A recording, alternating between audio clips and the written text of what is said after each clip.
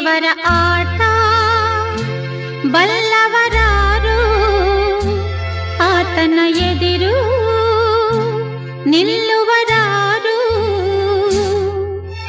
ಕೇಳದೆ ಸುಖವ ತರುವ, ಹೇಳದೆ ದುಃಖವ ಕೊಡುವ, ತನ್ನ ಮನದಂತೆ ಕುಣಿಸಿ